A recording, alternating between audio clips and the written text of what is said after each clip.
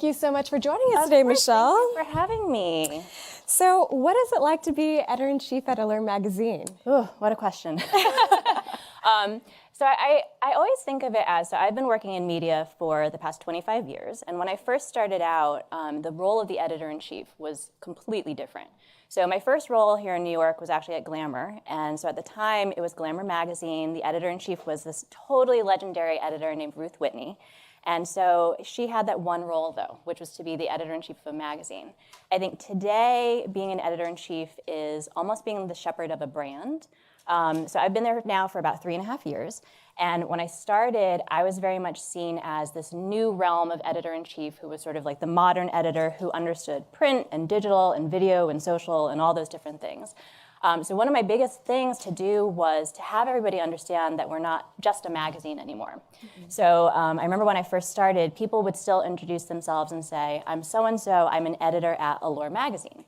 So we very much, like that first week, we're like, you're not an editor at Allure magazine, you're an editor at Allure. And it was shifting the viewpoint of everyone internally, but also externally, to have them understand we're not just a magazine, we're now a media brand. So flash forward 3.5 years, and I actually see it much differently now, where we're not just a media brand, but we're also a brand. Mm-hmm. So we were talking before we came up here about one of our businesses is the Allure Beauty Box. So we now are in consumer products, we're doing events, we're doing all those other media things as well. But I think that what's been really innovative in the past 3.5 years that I've been there has been us shifting from being just media into being an overall brand.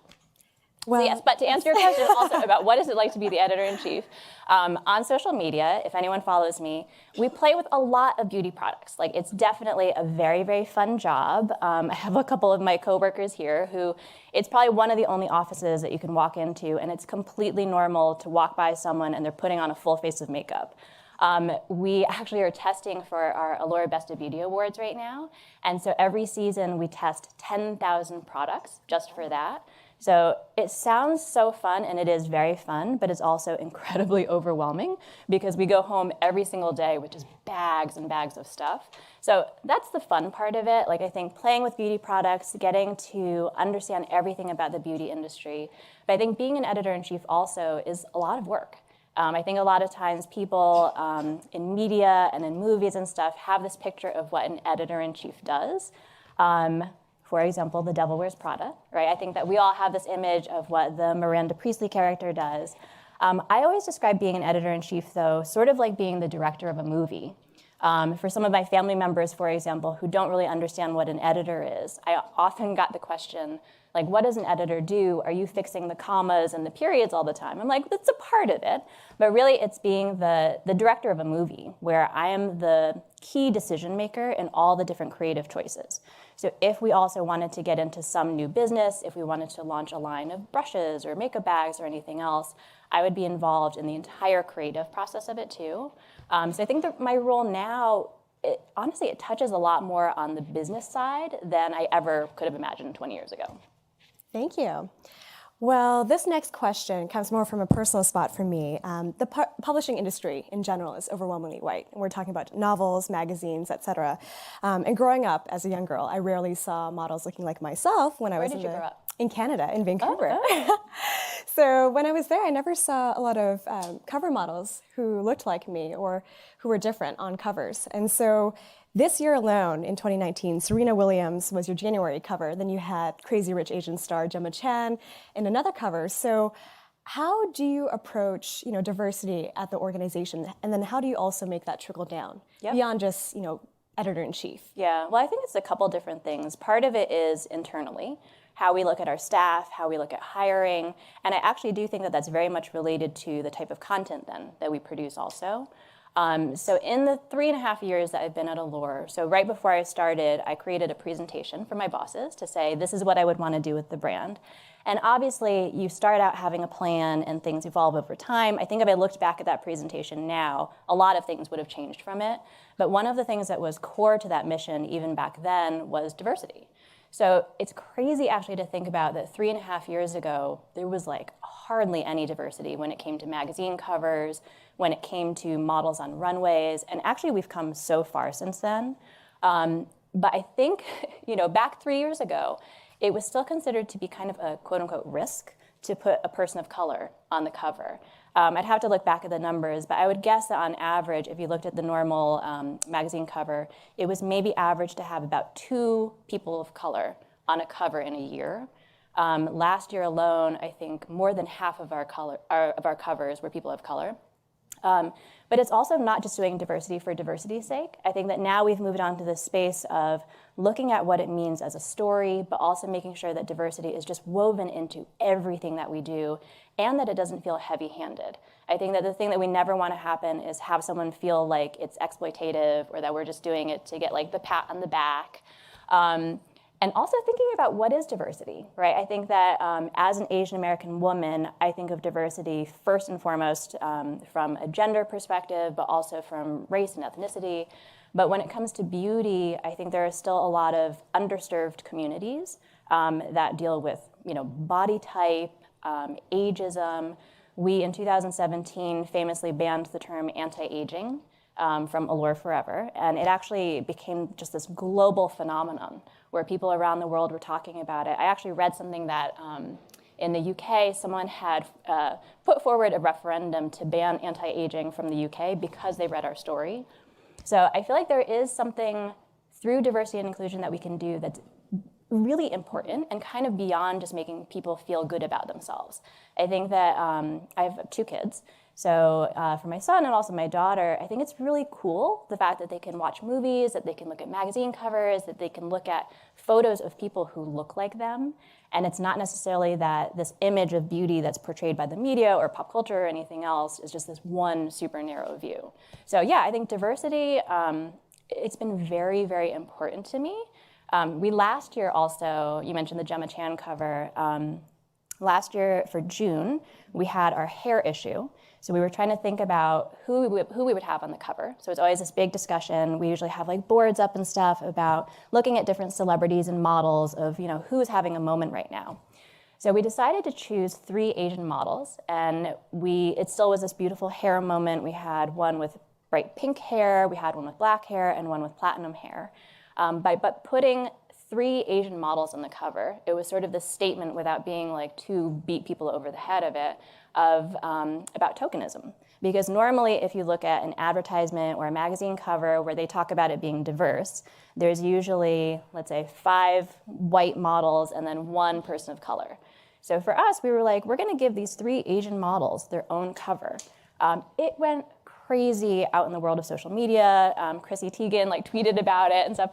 And so I wrote my editor's letter about, after we decided to do that, I actually started looking into how many Asian women had been on the cover of Allure in the past 28 years. So in the past 28 years, and I want to say it was like 327 covers, there had only been 2 Asian women. The first was Lucy Liu over 10 years ago, and then Olivia Munn. So in this one issue of Allure, where we had the 3 Asian women on the cover, we actually had more Asian representation than in the entire 28-year history. So that's just Allure. And I think for the entire industry, it's important for all of us when we can to be showing that these things can be successful and showing that just what it looks like. Because I think that the people who are at the helm of some of the other brands, they don't know what it is until they actually see it. And the thing that I find kind of alarming, I talk a lot about diversity in a lot of panels and stuff, and I think that there's a lot of people who think that we're good, that we're like, oh, the beauty and fashion industry is so diverse now, and I'm like, we are so not there. I think that people very much still see it as like, they've got like a light-skinned black girl, and then they go, ding, we can click that off, and I just feel like there's so much more to do and so much more to start the conversation.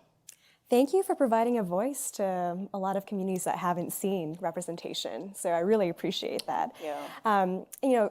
Beyond just disrupting covers and narratives that you tell in Allure, I'm curious to know, from your POV, what are some areas that are ripe for disruption in the beauty industry today? Oh, so many. How many of you work in the beauty industry right now? Because I feel like there were some of you who had beauty clients, right? Okay. So beauty is so exciting right now. I mean, I don't have to tell you guys who work in it. I do think, though, in the world of sustainability, I actually think that there's a lot of interesting conversation happening right now. And partly because if you think about beauty and personal care how much waste there is, not only just on like the consumer portion of things. Like we talk about this all the time because us testing 10,000 products in like a 3-month period for Best of Beauty, imagine how much just like packaging waste we get. And it tends to be that the more expensive brands, let's say in skincare, we always equate it to like a Russian doll, where it's like you get like this little tiny cream, but it's inside 10 boxes that you have to kind of like open up like this. There's a lot of waste within that process, but then also within manufacturing. So I actually think, and I've started to see some movement in this too, of some startups and stuff who are doing things packaging free. I think Lush does some really interesting things also in terms of like bath bombs. If you think about them, there's no packaging waste whatsoever.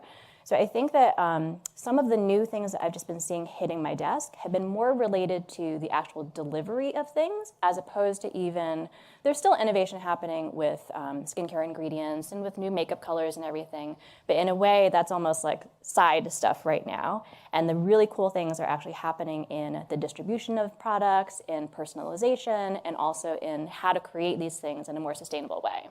Is there a favorite brand that you see doing this that our audience should be aware of?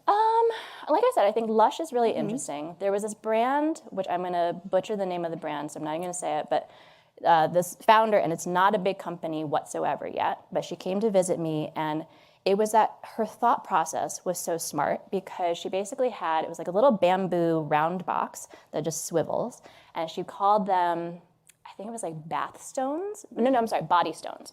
So basically this woman who was the founder, she started out in finance, but then she went to pastry school. So she learned how to make chocolates and everything. So using the same methods of how she would make chocolates, she decided that she wanted to make body care products. So rather than having, if you think about like the lotion bottles that you have at home, right? What do? You hopefully recycle them, but then you just toss them, and it's like a lot of waste. For her, she was like, if I create these body stones, it's basically just you rub it onto your body, and then the heat from your skin melts it, and it's basically zero waste whatsoever. I don't know how big her company is going to be, but I thought that the thought process behind it was really innovative, and I think that the more people who are doing those types of things, the larger companies are also going to follow suit. I like this. Environmental, sustainable, probably where the direction of the world needs to go. So I'm kind of curious, because we live here in New York, it's definitely a mecca for all sorts of beauty treatments and beauty innovation. What are some must-tries in New York City? Oh my gosh, I've tried so many. I thought about this a lot because I think as part of my job, a very fun part of my job, we get to try a lot of different treatments. So I recently, which we were just talking about before, had brow microblading. I don't know if you guys all know what that is, but it's basically little tattoos that look like hairs, so you don't have to do your brows anymore every day. Fascinating, highly, highly recommend it. The other thing too is that I think that for a long time, people either believed in facials or they didn't believe in facials. I think that I knew a lot of people who thought, well, facials are just kind of BS. Like they basically just put a lot of products on your face and like you could do that at home and not pay $300. Today, though, I think the modern facials are really cool because they mix technology also with products. There are a couple of really great facials in the city. I love Joanna Vargas. There's Dr. David Colbert, who he recently, I want to say within the past couple of years, launched a whole secondary practice. So his first practice was the New York Dermatological Center, and then now he has a whole other floor of this building that's all surrounding technology and skincare and just general beauty. So he has things like red light LED beds, like very, very cool stuff. And then the other thing I would highly recommend too for anyone who's very into skincare is microneedling. Do you guys all know what that is? Okay, so microneedling you probably see on Instagram and stuff of, there's at-home tools where it looks sort of like a little roller, and those are fine. But I think if you go to get professional microneedling, I highly, highly believe in it, where again, it's sort of this merger of technology and skincare and everything else where the thought process behind it is basically, if you've ever had a laser treatment, it's similar, that if you get a little cut in your skin, our skin is miraculous because it can heal itself. So it's sort of a similar situation of where it's creating these little micro injuries in your skin that then heal themselves, and then they're producing more collagen. That one I truly, truly believe in. You may have seen like some of the scary photos online of the vampire facial. That's a part of microneedling where they do something called PRP, which is like platelet-rich plasma, and they basically spin your blood in a centrifuge, and then after they do microneedling, they put that all over your face. It looks crazy, but it really does work. Well, I got to chat with Michelle prior to this and saw her very up close, and her skin looks great. So maybe I'll have to take some of your recommendations and go for this. So, at Google, I've had the pleasure of working with a lot of different type of people. And one person who's very dear to me, who sits next to me, is a drag queen on the weekends and sometimes on nights. So I'm really curious about this question here. Beauty historically has primarily been focused on women. But when I've covered the beauty industry within Google, the big trend I see is year over year, we see men's grooming skyrocketing exponentially. And mainstream culture has also increasingly embraced male-identified makeup influencers and shows like RuPaul's Drag Race. So how do you see this impacting change over time? And what do you expect in this space in the coming years? Yeah. Oh, I think for sure in the past year and a half, I would say the whole, it sounds weird to even call it a trend, but the whole movement of genderless beauty has really taken off. I tend to think that in the next couple of years, especially among like the younger generation, they're not going to see gender anymore when it comes to beauty. I mean, my daughter is 10, and all of her friends went crazy for it. There was like the James Charles palette over the holidays. They all wanted this James Charles palette. I think that genderless beauty is a really important trend. There's been a lot of discussion about male grooming in the past 5 years, though. I think that when I've talked to companies, they haven't really seen like a huge, there's always been this feeling of men's grooming is gonna really take off, really gonna take off. And I think that if we looked at it on a chart, I'm sure that it has kind of gone up. I don't know that there's gonna be like a huge boom in it though, that we're feeling yet. I actually think that there's still a huge, just looking at America, there's still this huge group of people who don't do any type of beauty whatsoever. I think Olay had done some study a couple years ago that found that the vast majority of people don't even wash their faces. So even to capture 1% of those people who don't wash their faces, like that's still a huge number. So I think that if I were a beauty brand, I would definitely be looking at like some of the low-hanging fruit of like, can we just get people to wash their faces? But yeah, I think that in general, like drag makeup, frankly, has been probably the biggest catalyst for pushing makeup in general. Because if you look at if you look at most big beauty influencers right now, everyone is kind of doing a form of drag makeup. Contouring, like really like amazing blending of like eyeshadows. A lot of that really originates from the drag community. So I think that, frankly, there's a lot of people who don't realize that, but I do think that a lot of people do realize that there is that emphasis of it, and also just appreciate the artistry. Mm-hmm. Thank you. So Allure has also been able to expand the brand with efforts like the Best of Beauty seal that you see in a lot of stores, as well as the Allure Beauty subscription box. So why do you think these have been so successful for the company? And how important is it for brands that have had more traditional approaches to innovate, to grow? Yeah. Well, I think this one goes back to what I was saying before about getting people to understand that we're not just a media brand, and we truly are a brand. I completely nerd out when it comes to business and technology. Like, I love talking about those things. So the fact that as an editor-in-chief, I can actually work on consumer products is really exciting to me. I think it's important for us, and the reason it's been successful has been we do have these 28 years of trust that Allure has built up. I think everything that we do when it comes to consumer products and events and other things is kind of still built on this overall trust and authority of us being that brand that if it's anything related to beauty, you should trust our word on it. Like, we want to be the first and last word on any beauty trend, on what the best products are. And if you think about like the Allure Beauty Box, so it's a monthly subscription that you get. And so what makes ours different from some of the other ones on the market is that it's all editor curated. So it's sort of like getting a box from me where we would write little reviews about here's what you should like about this product, here's how you can use it, this worked for this skin tone, not for this skin tone. We actually had an editor from Allure Korea visit recently, and she brought me 2 boxes like about this big, like really big, filled with Korean beauty products that you can't buy here. And she very nicely wrote like little handwritten Post-it notes on every single one of them. And it's hard to get me excited about things now because we see so many products, but I was so excited to get these products because it was hand curated by her, where she was like, these are the products that I know that Michelle is going to get excited about and that she's going to love. So I think that in the ideal case is really what the Allure Beauty Box should be, that for you at home, if you're a fan of Allure on any of the other platforms, or maybe not, you feel like you're getting something that is straight from the editors that we've picked for you. Amazing. So this question, our audience today, no surprise, skews heavily towards women. So I'd like to ask this question on their behalf, right? You have a very powerful position at determining the voice of Allure and what gets disseminated to your readers, right? So for a lot of the women in this room who do envision themselves in a leadership position one day, what are the habits and behaviors that you adopted over the years that help propel you to where you are today? Yeah. Out of curiosity, as a show of hands, how many of you manage people? Okay, so a bunch of you. I think for me, the biggest lesson that I had to learn was about management. And I'm not sure how things are at Google. Do you guys have like management training here? Yes. You do, I think okay. when you get promoted to a certain level, you Got it. So typically in media, there's no such, there's some, I guess, management training, but it's not necessarily something that people have to go through or always go through.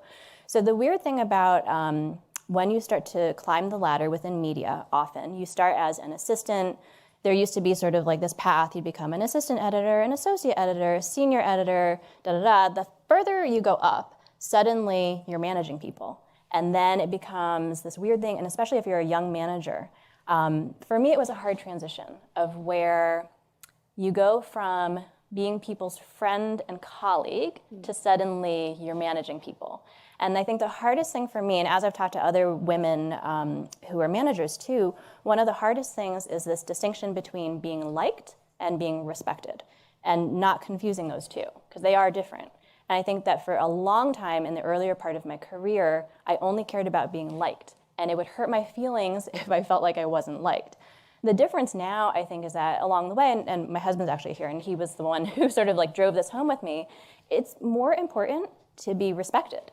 And if you have the respect of your team, they're also going to like you too.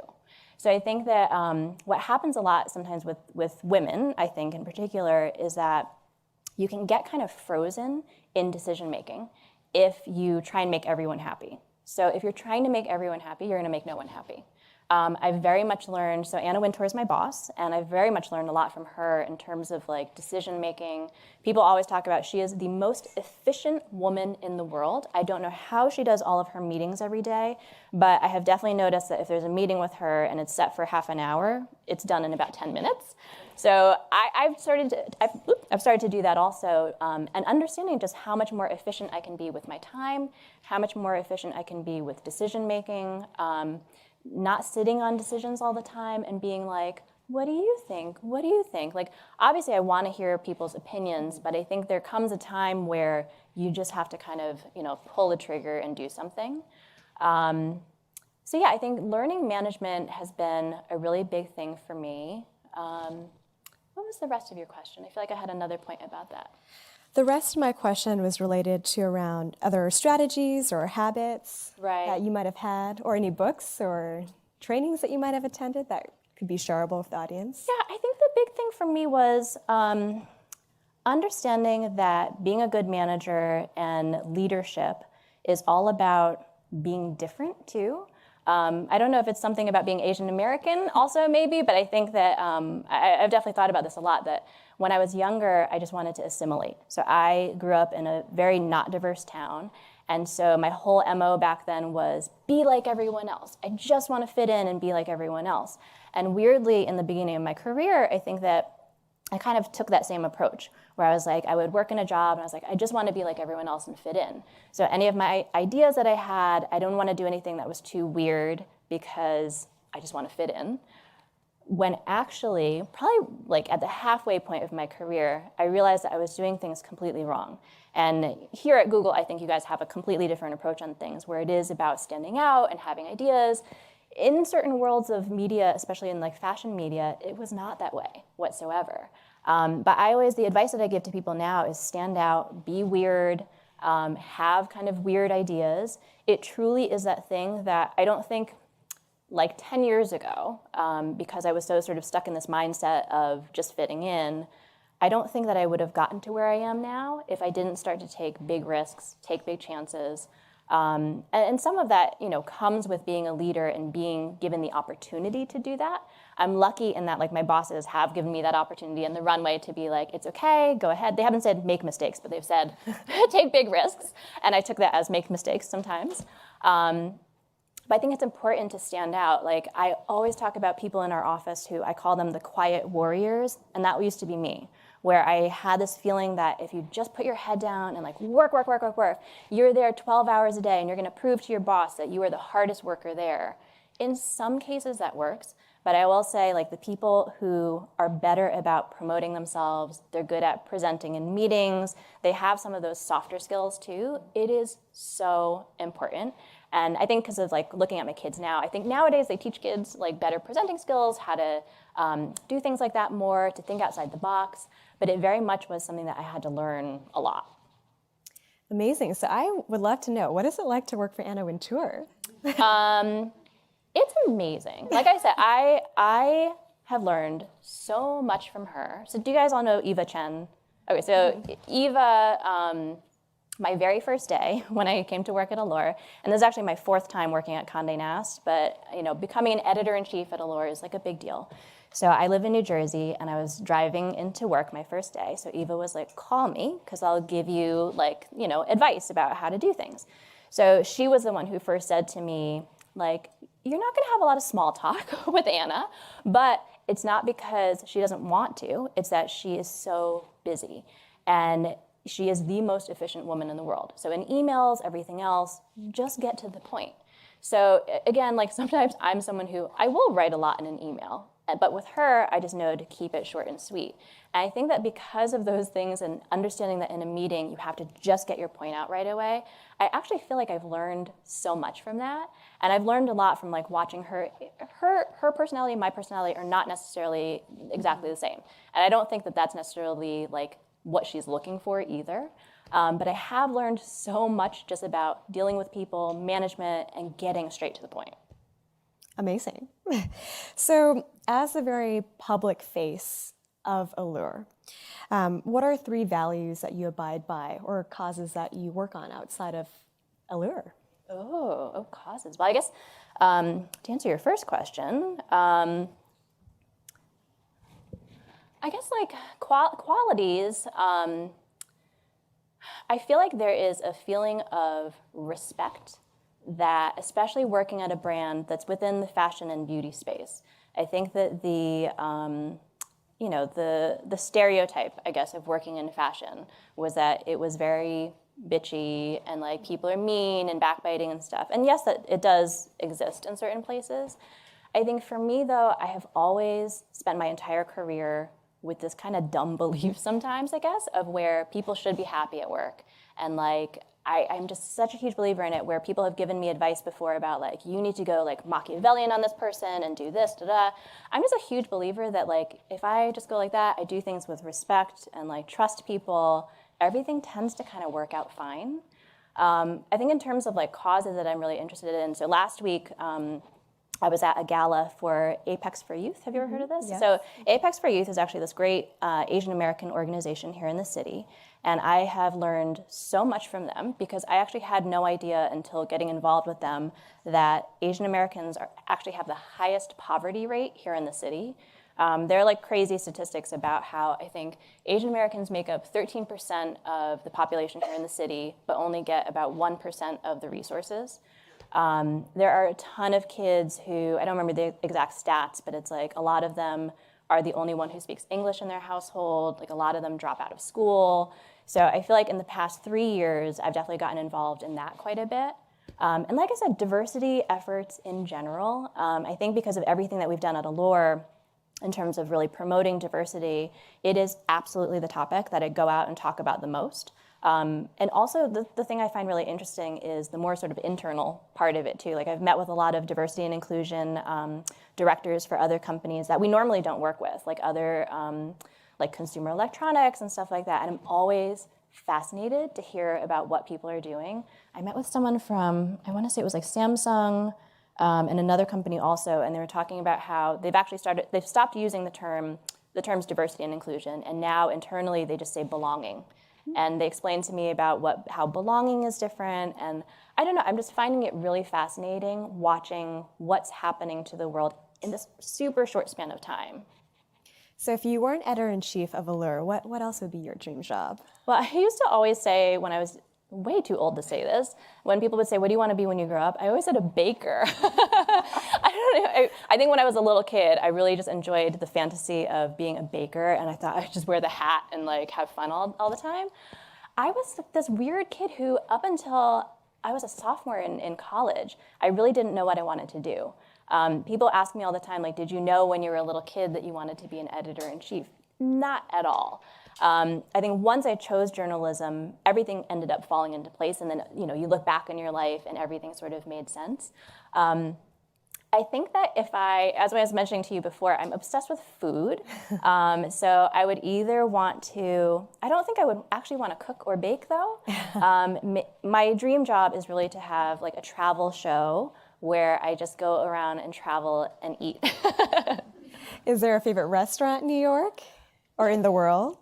Okay, so in the world, my whole family went to Europe, and we stayed for like a couple weeks last year. And we went to Frenchy in Paris, and it was one of those things where it was just an amazing experience. And like I love traveling and eating. I also spent 2 weeks in Japan this past summer. And it's hard to even say like what my favorite restaurant was there. I think it's more of the experience of going, and some of my favorite meals, this sounds so crazy, but we're actually just like, just stops and having like a little like rice bowl or something. Mm-hmm. A lot of times I feel like it's just the overall experience of it. Amazing. Well, actually, at this time, thank you, Michelle. We're going to open the floor for any questions that folks may have for Michelle. So we do have 2 mics on the right and left, and feel free to ask a question if you have any.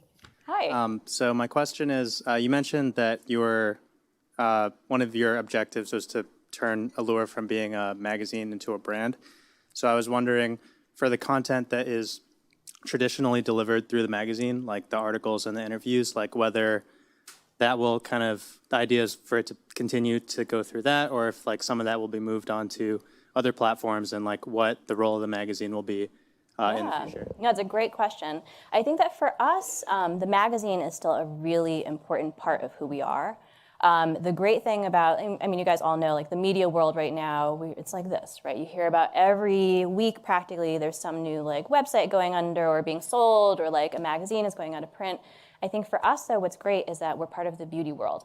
And the beauty world is one of the only growing sectors right now, especially within retail, which I know you work in too. Like, beauty has really been the one that's just sort of like bucking all the trends. Whereas like other brick and mortar stores are going out of business, the Sephoras and Ultas and Credo Beauties and everything, like they're all taking off like crazy. It's sort of the same thing with us for print too. I think that print, there is such an interest in beauty right now that we're very lucky in that it's really been like kind of growing and stable. In terms of like platforms though, I actually think that they're such different beasts. I always talk about that with digital media, it's very much a sort of like lean forward experience where you're reading kind of quicker articles, you're watching videos and other things. Still, to me, the print experience is very lean back. It's very much like you always see people on airplanes and like at the beach and everything. It's that time that you get to just sort of like lean back, and it's such a different experience. So I think that when we think about creating content in that way too, we think about the magazine as that place where we can do some more long reads, there's more investigative journalism, there's more reporting there's more just beautiful big photography. And the other thing that I think is still very important on so many different levels is the cover. So I always say to people that a magazine cover still matters. And you probably have all seen that a lot of digital native brands are starting to do now digital covers, because there's something about when you pop that logo on a photo, it just means something. I think it's like the original form of curation, that it's saying this is the person, this is the story that you should really pay attention to. So in terms of like celebrities, everyone else, like that cover still really matters. When we put Helen Mirren on our cover, when we banned the term anti-aging, we could have done that as a smaller story online, but the fact that we made it a cover story and shot her for the cover had so much more impact than that. So I definitely think the magazine's really important. Thanks. I've noticed this happening a lot recently where a lot of women in their 20s and 30s are starting to think about Botox. And I'm just curious your thoughts on that, the health risks, and again, just kind of going back to that term anti-aging and what kind of that means with Botox coming into play so early on. Yeah. Well, it's funny because after we banned anti-aging, I think some people took it as, does that mean that you guys are going to stop talking about Botox? You're going to stop doing things on skincare?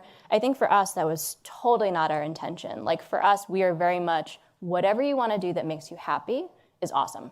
I think that for people in their 20s and 30s who want to try Botox, I think why not, right? Like I think that anything that makes you happy, as long as it's something that's actually driven by you and not by society saying, this is what we think you need to do, because, you're getting some little fine lines and wrinkles under there. I think that there is, I would say in your 20s and 30s, though, there's other skincare that can probably do similar things at this point. Like I said, microneedling is one of them.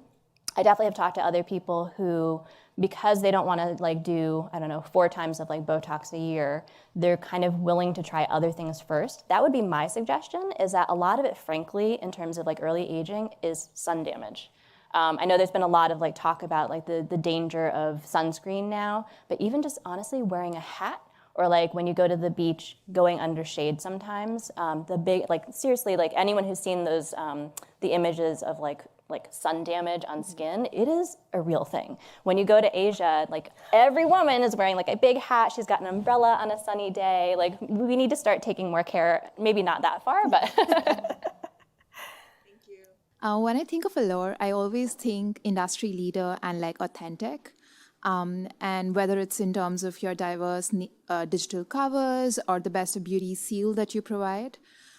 One problem that I perceive in the social media beauty industry right now is these influencer-led direct consumer brands, where a lot of the content that I'm seeing today are ads by DTC beauty companies where someone or the other has written a really glorious, authentic review of the brand. And that in itself is the ad, right? There is no other professionally shot poster or anything. I find that quite misleading and also potentially really dangerous. So as an industry leader, do you feel like Allure has a responsibility or a role to play to rectify the situation here? I think that it would probably take more than us to rectify the situation. Because you mentioned diet products in particular, right?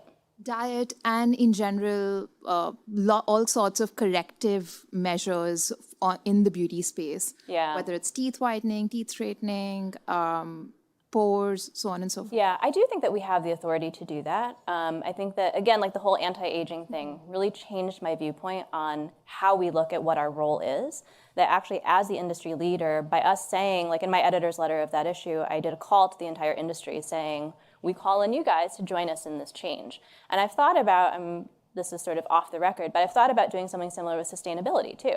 That if us as the leader, like I don't think that a beauty brand could say, hey, beauty industry, we want you guys to join us. It's different coming from them. I think coming from Allure to say, we're going to take this huge step, we want you to join us, I think it does mean something. And similarly with diet products and also just sort of like the ads and everything, I think it's a huge problem. I am hopeful that consumers can kind of see through those things, but I do wonder like what it's doing. And I, again, like thinking about my son is 14. So I think for 14-year-olds in particular, especially like with girls, there's so much that's targeted to them that they don't fully understand yet what's like sponsored and what's not sponsored. In terms of what we could do about it, I don't think that it's something that I've necessarily thought about before, but do you know Jamila Jamil? So she's been like so outspoken as one person saying, you guys, stop doing this. So when I do look at someone like her, and we featured her as part of that too, like I feel like she is someone who's shown that even as just like one person, you can have an impact on that. So I don't know how to answer it necessarily because I don't think that we're doing anything specifically related to that. I do think it's an issue, and at least on our own platforms, like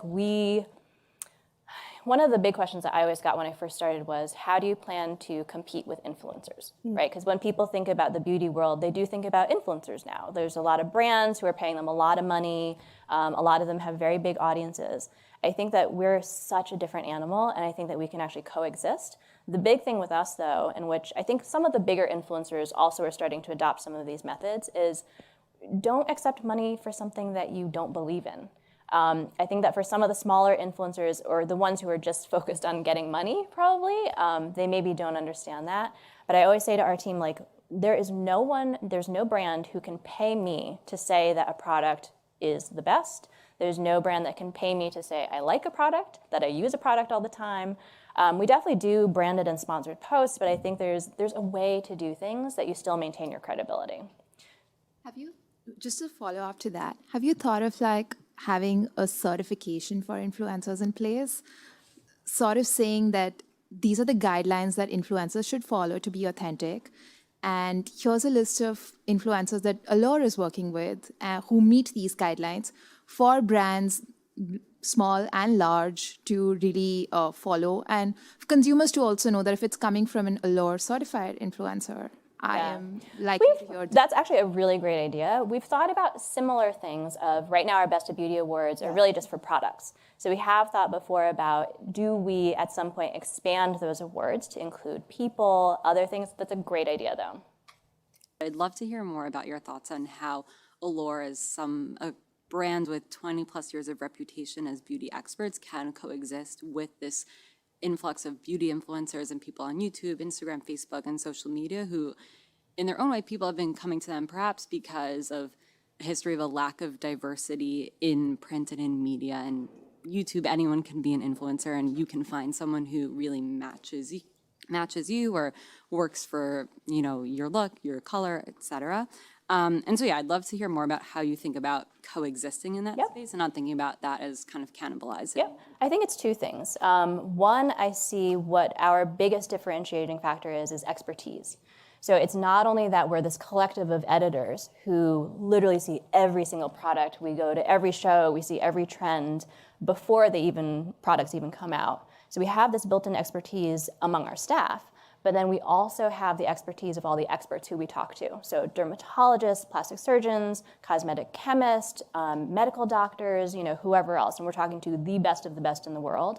I think with influencers, with most of them, it comes from a place of personal experience. And there's nothing wrong with that. I definitely want, when I'm looking at a product to buy or something else, I want to hear the person's personal experience. But I think there's also something really valuable with having the science behind things, the broader scope of things, understanding that actually that ingredient doesn't mix well with that one, and you shouldn't use that. So I think that where we have kind of like carved out a really great niche for ourselves has been that feeling of expertise and authority. But then the other thing was, too, when I started at Allure, I always say, I really didn't know a lot of the editors. I think now with social media and everything, I follow a lot of editors. I feel like the dictate at Allure was very much, we write from the royal we, right? You're writing as Allure the brand. You're not Allure, you're not Jenny Bailly, who's our executive beauty director. You're not writing from Jenny's voice, you're writing from the Allure voice.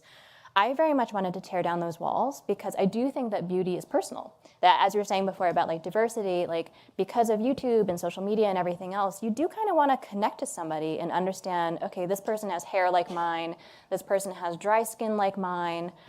So I very much wanted to make sure that people understood who is behind the brand too. So in the Allure Beauty Box, for example, we actually just started doing this where the reviews in our little mini magazine that we put in each box used to be written in the royal we, where it would just be sort of the Allure voice. But we've actually now started putting little editor photos with each of them, and it's written from that first person. So you understand that if Gabby did a review, Gabby is talking about it from her own personal experience as an editor and as an expert, but also you can understand, oh, okay, great, she's just like me. I understand that this is her personal experience. So I feel like it's such a different thing. And we do work with some influencers too. I think for a long time, there were editors who kind of didn't really like influencers. They thought oh, who are these people sitting front row at Fashion Week and blah, blah, blah. I actually have a totally different belief. I think that there are great ones out there who we can work with. We've done really great partnerships with people before, and it can be sort of this mutually beneficial thing. Thank you for talking about the new brands coming into the cosmetic space for gender inclusivity. I guess my question is, as an editor, when you're thinking about an article on those types of brands or items to put in an Allure box, what do you think makes one brand better than another, other than like an authentic brand message around inclusion? Just like what's the difference between formulation and Yeah. colors for? It's a lot. I will tell you, because I'm heavily in testing right now for Best of Beauty awards. I am shocked sometimes by how many bad products there are. Like, I think that as we're testing these like thousands and thousands of products, it actually makes me really sad that people spend money on products that are just not good. So I think instantly we're able to really determine quickly like what's bad, right? But then let's say if you're left with like 20 eyeliners or something that you're like, okay, these are really good, it's a lot of testing. If it's skincare, we go to a lot of experts and we talk about, it's not necessarily the ingredients, but it's also looking at the amounts of ingredients, because sometimes people think like, oh, if it's 100% hyaluronic acid, it must be better. Actually, that's not true. Like, if you talk to a chemist and they're like, actually, the optimal percentage is going to be this. We get very, very nerdy about some of these ingredient things. So I think it's a lot of research with those things. And also, like, the biggest thing is, I think you mentioned the word authenticity. Fenty Beauty obviously had a big couple of years where they really did disrupt the beauty industry. When they came out of the gate and they had those 40 shades of foundation, it was a huge statement. There were other brands at the time, though, who said, well, that's nothing new. We started out and we had a diverse shade range also. But I think what was different about Fenty was that the diversity message wasn't just, here's 40 colors on our Instagram. The diversity and inclusion message was woven through every single thing that they did. So every single photo, every video, everything that they do, it's all interwoven in that. And I think that nowadays the consumer is kind of savvy, and they understand that, like, for those 6 to 8 months after Fenty came out, there were a ton of other brands who were like, we now have 40 shades, we now have 40 shades. And that's great, and I think it's been an amazing movement. But I do think that the consumer can kind of tell when there's like a true authenticity behind things.